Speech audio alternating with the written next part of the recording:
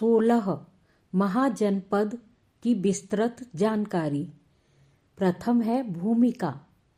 वैदिक युग के प्रारंभ में स्थापित जन कालांतर में विस्तृत होने पर महाजनपद के नाम से प्रसिद्ध हुए। महाजनपदों की संख्या 16 है, जो कि इस प्रकार से है। प्रथम है अंग। बिहार में आधुनिक भागलपुर और मुंगेर जिले का क्षेत्र इसकी राजधानी था। यह चंपा नदी और गंगा के तट पर बसा था।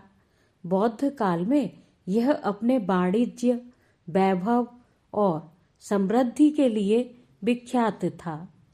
द्वितीय है मगध। मगध आधुनिक बिहार के पटना और गया जिले में व्याप्त था। मगध में सर्वप्रथम बृहद्रथ ने राजवंश की स्थापना की।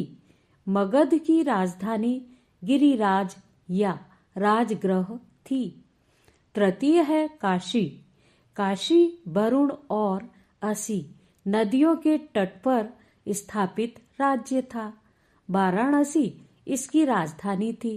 यह वैभवपूर्ण और धन संपन्न तथा शक्तिशाली राज्य था। चतुर्थ है कौशल। आधुनिक अवध का क्षेत्र इसमें सम्मिलित था। रामायण काल में कौशल की राजधानी अयोध्या थी। बौद्ध काल में कौशल की राजधानी श्रावस्ती हो गई। कौशल साम्राज्य सरयू नदी द्वारा 2 भागों में विभक्त था। प्रथम उत्तरी कौशल, जिसकी राजधानी श्रावस्ती थी। द्वितीय है दक्षिण कौशल, जिसकी राजधानी कुशावती थी। यह वाणिज्य, व्यापार और अपनी समृद्धि के लिए प्रसिद्ध था। पांचवा है ब्रज। 8 गणराज्यों का यह संघ आधुनिक बिहार का उत्तरी प्रदेश था। इसके मुख्य राज्य विदेह, लिच्छवी और यात्रिक थे। विदेह की राजधानी मिथिला थी, जो राजा जनक के समय उत्तरी भारत में राजनीति और संस्कृति का केंद्र थी। लिच्छवी राज्य की राजधानी वैशाली थी और यही समस्त संघ की राजधानी थी। छठवा है मल्ल। मल्ल राज में कुशीनारा एवं पावा का मल्ल नामक 2 जनपदों का संघ सम्मिलित था। उत्तर प्रदेश के गोरखपुर जिले में आधुनिक कसिया कुशीनारा था और इसके दक्षिण पूर्व में आधुनिक भागलपुर ग्राम पावानगरी था। 7वां है चेदी। मध्य प्रदेश का बुंदेलखंड और उसके आसपास का क्षेत्र चेदी राज्य था। शक्तिमती या सांधीवती इसकी राजधानी थी। जातक ग्रंथ और महाभारत में चेदी राज्य एवं उसके नरेशों का उल्लेख है। 8वां है वत्स या वंश या वेश राज्य। गंगा के दक्षिण में यह राज्य था।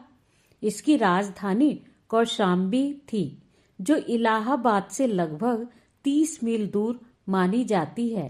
वत्स का राजा उदयन था। 9वां है कुरु।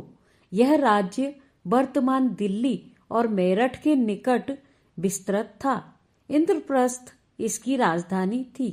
पाली ग्रंथ के अनुसार कुरु का राजा युधिष्ठिर था। 10वां है पांचाल। आधुनिक रुहेलखंड और गंगा यमुना के बीच का दोआब का क्षेत्र पांचाल राज्य में सम्मिलित था। यह राज्य 2 भागों में विभक्त था। प्रथम है उत्तर पांचाल, जिसकी राजधानी अहिच छत्र थी। द्वितीय है दक्षिण पांचाल, जिसकी राजधानी काम्पिल्य थी। अब है 11वां मत्स्य। यह राज्य यमुना नदी के पश्चिम में तथा कुरु के दक्षिण में था। आधुनिक राजस्थान में जयपुर, अलवर और भरतपुर के क्षेत्र इसमें सम्मिलित थे। इसकी राजधानी विराट नगर थी। अब है 12वां सूरसेन। यह राज्य कुरु राज्य के दक्षिण में और चेदी के पश्चिम उत्तर में स्थित था।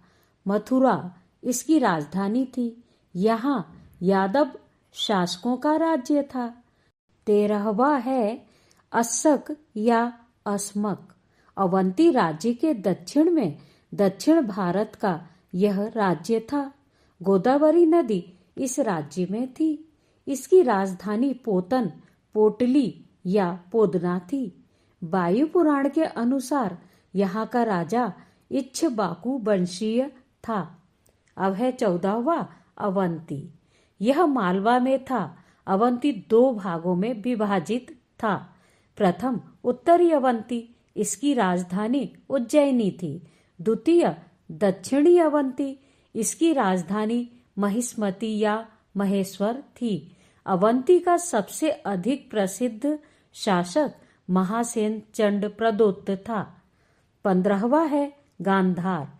इस राज्य में कश्मीर, पश्चिमोत्तर प्रदेश, पेशावर और तक्षशिला का प्रदेश था। यह वर्तमान में पाकिस्तान में है। 16वां है कंबोज। यह गांधार राज्य का पड़ोसी राज्य था। हाटक यहाँ की राजधानी थी। यह सुदूर उत्तर पश्चिम प्रदेश में था, जो कि वर्तमान में पाकिस्तान में है। अब हम बात करेंगे मूल्यांकन एवं निष्कर्ष की। उपर्युक्त संपूर्ण महाजनपदों के अध्ययन के उपरांत मूल्यांकन करते हुए निष्कर्ष रूप से यह कहा जा सकता है कि 16 महाजनपदों का प्राचीन भारतीय इतिहास में अत्यधिक महत्व था। यहाँ राजनीतिक स्थिति के साथ ही ज्ञान, विज्ञान, व्यापार एवं वाणिज्य की उन्नत दशा दर्शित थी। धन्यवाद।